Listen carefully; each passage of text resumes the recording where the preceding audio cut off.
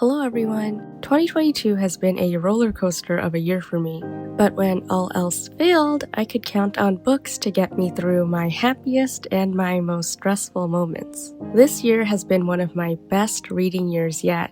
I read many amazing manga, novels, webtoons, you name it. So many stories that made me gasp or cry or laugh, and so many stories that changed my life.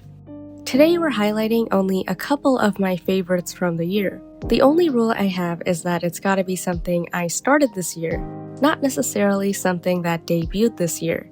Just looking at this list makes me so happy, because these works were all so amazing, and I'm really excited to talk about them with you today. Without further ado, let's go!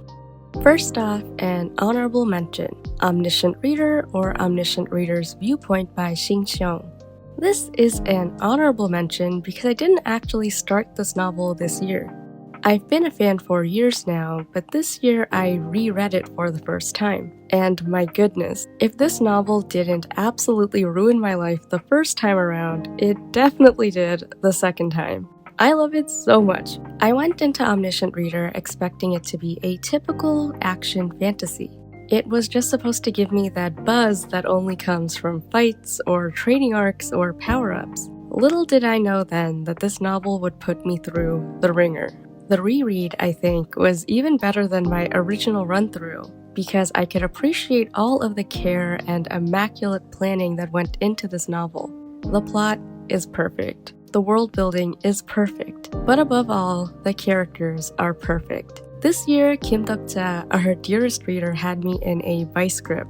He is truly one of the best characters I have ever encountered. In some ways, he is beyond what any of us will ever be capable of, but in so many other ways, he is just like us. I think I spent nearly every single day this year looking at Omniscient Reader fan art, or reading Omniscient Reader headcanons. I bought Omniscient Reader merch. I could not get this novel out of my head. So while I'm not new to Omniscient Reader, I am so thankful that it got me through this year. It gave me something new to look forward to every day. I feel so lucky to have encountered such a fun, emotional, action-packed, and loving novel. It's the best, so go read it. Up next, another life-changing book, I Want to Be a Wall by Shirono Honami. There are not enough words to express how much I adore this manga. The main reason why I love this manga is that it makes me feel so seen and validated, and I think those are really important feelings. When Yuriko talked about why she loves BL, it resonated a lot with me. I've mentioned this before, but one reason why I like reading BL is that it's often a world outside of me. I thought the manga perfectly explained why some women, especially queer women, enjoy BL. This is just so funny and sweet, but also quite emotional, and it really stirred my heart. This manga is such a beautiful depiction of a queer platonic relationship. Even after reading one volume, I knew this manga was going to be so special. It's a comfort manga, and I'm so excited to read volume 2. I seriously hope it'll be just as good. On to another life-changing manga. Next, I picked Run on Your New Legs by Midori Wataru. I found this manga on a whim one day, and I'm so glad that I did. Disability representation is extremely important to me. It's not something I necessarily actively look out for, but when I find it, I feel the need to check it out. This manga is amazing. I had such a good time reading it, and I can't even form thoughts right now. It's hard for me to pinpoint one thing I love about this manga because I love everything about it. I love all of the characters and all of their relationships and interactions. I especially love our protagonist Kikusato, and seeing how he embraces his second wind. I think above all, what makes this manga stand out to me is that I'm constantly learning new things. I don't know that much at all about prostheses, so it's very cool learning about them in this manga. How they're made, the different types, how someone picks prostheses, how to fit them, and so on. I feel like my world expands while reading this manga. I think it's so cool how this manga makes me want to do my own research and find articles and whatnot. And I love that a work of fiction can have such a profound impact on my life and make me so curious about the world out there. Up next, another novel that has deeply settled in my bones, Silent Hearts. I originally bought this novel just because I wanted to buy more danmei novels in English. At the time, I did not realize this was written by Jing Shui-bian. They wrote my favorite book of last year, Salad Days. This is one of the sweetest novels I have ever read. Almost all comfort, no hurt, all fluff, very little angst. I felt so happy while reading this. It felt like a hot beverage warming me up from the inside. Jing Shui-bian is so masterful at creating stories about youth. I think they're also a master of showing how fiction can truly save people's lives. Our own lives might feel miserable, stressful, and all around awful, but in the world of their books, good things will happen. Characters will find peace. And perhaps through seeing these characters feel happy, we too can feel happy. I've seen a few critiques of their books stating that they are too happy and as a result too unrealistic. But frankly, that's not a bad thing. For some readers, we need that extra dose of happiness and fun. We need a reminder that gentleness and kindness can exist anywhere. All that's to say, I love this novel. It takes place at a high school that has a special needs section, and many of the characters have some kind of disability. I know, I'm so happy for more disability rep. Personally, I thought the novel handled disabilities with a lot of care and respect. I think this book is also a great example of what allyship and empathy should look like. It's so good.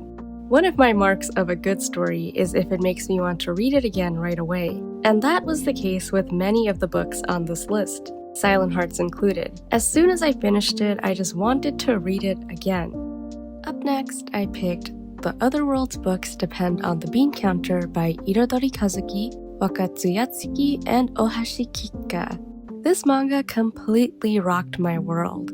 It is one of the funniest stories I've read in a while, and I always have the biggest grin on my face while reading this manga. I read a lot every single day, and I read a lot of good things, but I still felt so refreshed and charmed with every chapter. This manga is a lot of fun, and having a genuinely good time while reading is what reading is all about, right? I've read both volumes 1 and 2 fairly recently, but I've already reread them because I enjoy this manga that much. It's such a page-turner and very entertaining. I love the art, I love the characters, and I'm so fascinated by all of the world building. I also love how relatable this manga is, which is nuts because it's literally an isekai and should be as far from relatable as possible. But Kondo's workaholic tendencies are such a mood. I'm so glad I started this manga this year. I hope Yen Press will translate the original novel as well too, because I'm sure it's even better. Next, I technically picked 2 titles, but one is a sequel to the other. I chose Stringing You Along and Fated Attraction by Yoshio Akira.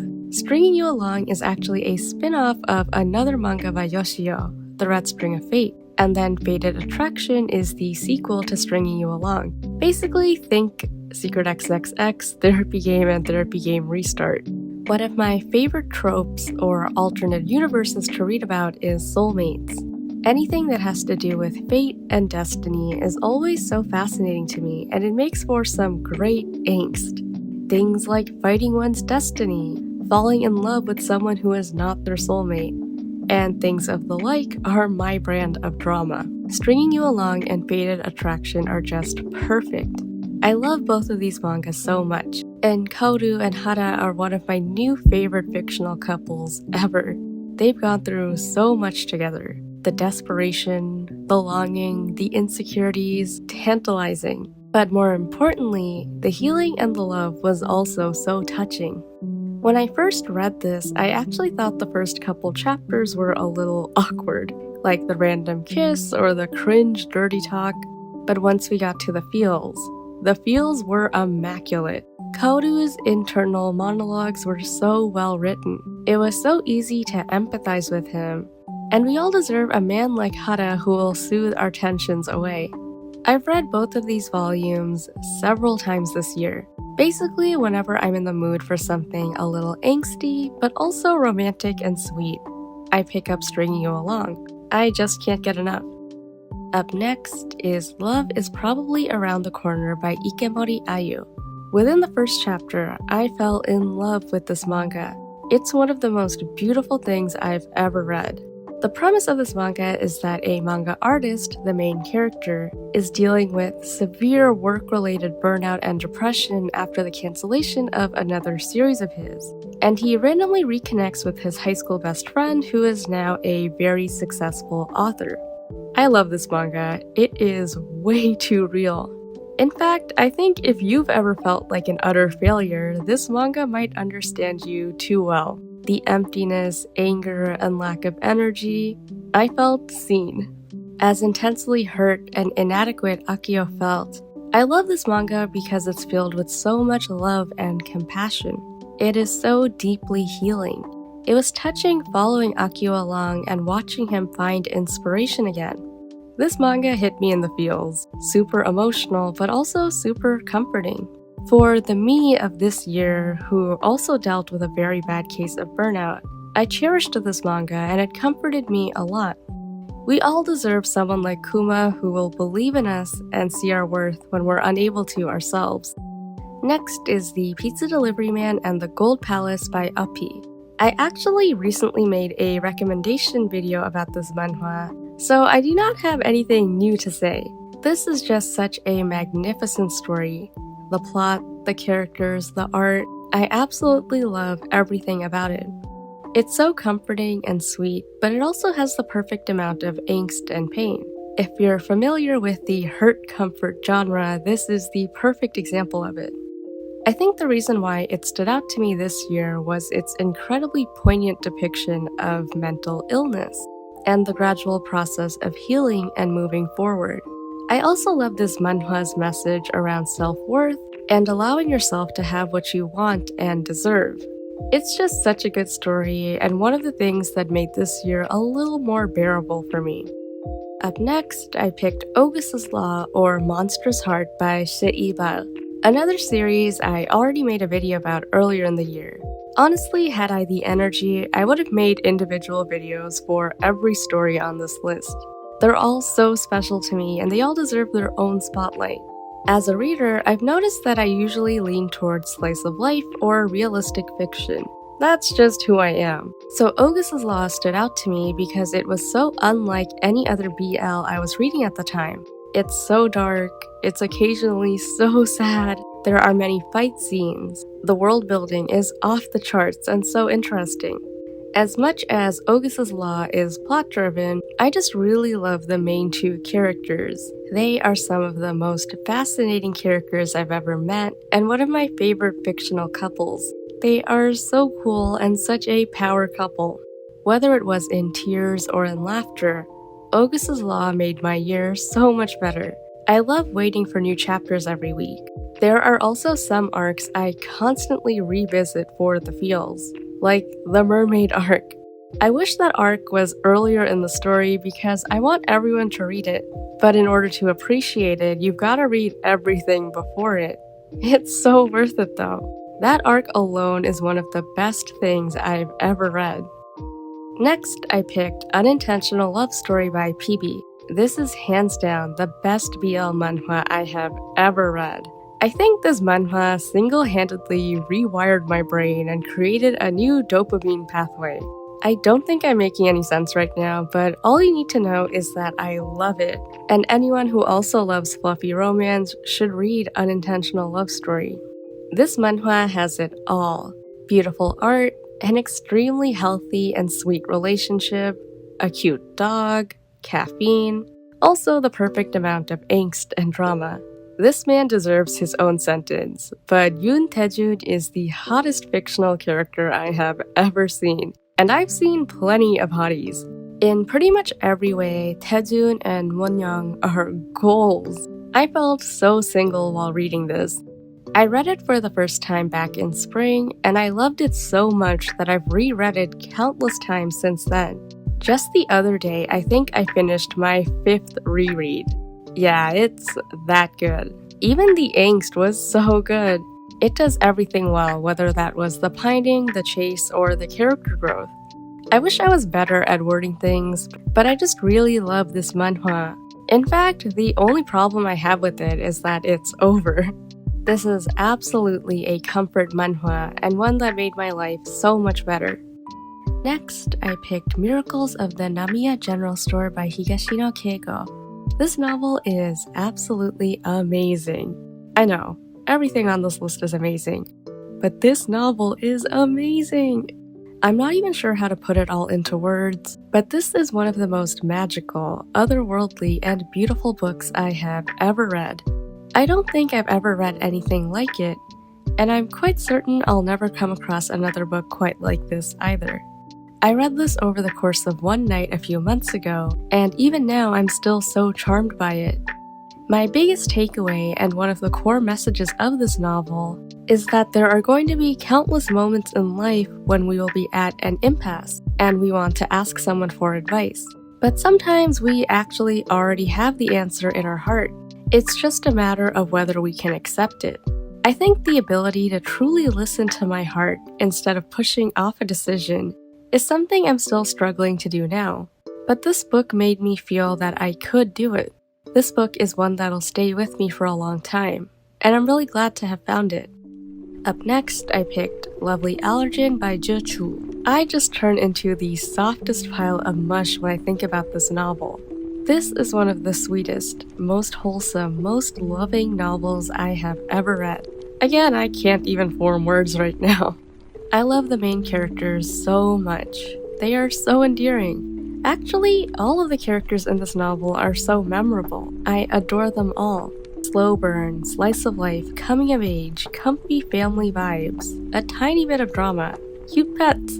Yeah, this hits all the right notes for me. This is another novel that I read months ago and I still think about it constantly. My heart hurt thinking about how these two came to terms with their feelings. It was so compelling. When am I going to find someone who loves me as much as these two love each other? I can't help but wonder. I also loved seeing how the two main characters overcame their respective fears. That was so moving to read. I just love this novel so much. Just thinking about this novel makes me so happy. Up next is A Certain Someone, or Momo by Musuri. No words can do this novel justice. It's absolutely fantastic. I think I experienced the full spectrum of human emotions while reading this novel. I laughed so hard, I smiled so much, and I also cried endlessly. It's so heartwarming and funny. A lot of it took place while the main characters were high school students, so it was really fun seeing them navigate school and get to know one another. Their banter was so good. But one thing that I think made this novel so memorable and so special was how it handled homophobia, and how homophobia, both external and internalized, really affected how some of these characters acted. And then related to that, the importance of family. What are people willing to do to maintain a safe space at home or honor their family? You may be able to imagine how rough that was, but I think this novel explored it quite well. Not perfectly for sure, but in a very touching way, I think. And sure, I felt like my heart was ripped to shreds, but the payoff was so worth it. The last arc of this novel is one of the best and most satisfying things I've ever read. I periodically go back and reread the final arc of this novel because I just loved it so much. Do you ever feel just so lucky that you could read a certain story? That's how I feel about everything on this list.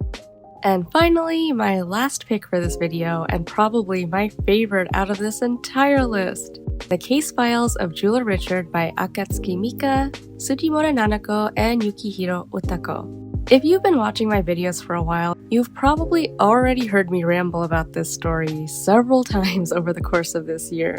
One would think that I've run out of things to say, but I have not. The Case Files of Julia Richard is one of the loveliest books I've ever read. It is so charming and captivating, so cool and emotional. Every single time I read a chapter of the manga or the novel, I walked away feeling so rejuvenated, energized, and hopeful. This story really carried me this year. I absolutely loved learning about gemstones, and the fascinating part is that gemstones seem like they're out of reach for most people, but it's really neat seeing how they intersect with our families, our friends, and our lives. They are much closer than I realized. Like with volume 4 of the manga this month, I learned about gems and ballet and drug trafficking. Isn't that amazing? How one story can touch on so many different topics and intersect in so many cool ways. I think that's the main reason why I love the case files of Jeweler Richard. I am constantly learning new things and I'm being entertained at the same time. This story has never let me down, and I sincerely look forward to each new volume because I know I'm going to gain so much from it, whether that's entertainment, a new topic to research, or even a life lesson. And those are my favorite books and comics from the year. Talking about them just makes me so happy because all of these stories made me so happy. I feel like my life is better having read them. I did notice a couple patterns while reading. Surprise, surprise, there were a lot of LGBTQ pics, mainly BL. I can't help it, I am a creature of habit. What I was surprised by was that there was a lot of school life. I do really love stories about youth and growing up and all of that, but I actually thought I read more stories about adults this year. So it's kind of interesting how, despite that, the power of youth still won out in the end. And finally, this was a little harder to notice, but I actually started most of these series on a whim. Who would have guessed that these spontaneous choices would end up being some of the best things I read this year? Even in the scope of one's hobbies, you never know where life will take you. I'm quite happy with the ratio of printed versus digital works, with the ratio of comics versus novels. I know most of the viewers of my channel primarily care about printed manga, but I think it's cool that I love to read in so many formats and mediums. There are so many amazing stories out there and I want to read them all somehow, and to do so I need to be flexible about where and how I read. With all that being said, thank you so much for watching this video. Whether you read 500 books, one story, or you read nothing at all, I hope you had a good, peaceful, and comforting year. I hope next year will be even kinder to you. Well, I hope even today will be even kinder to you. As always, I hope you're safe, happy, and healthy. Bye!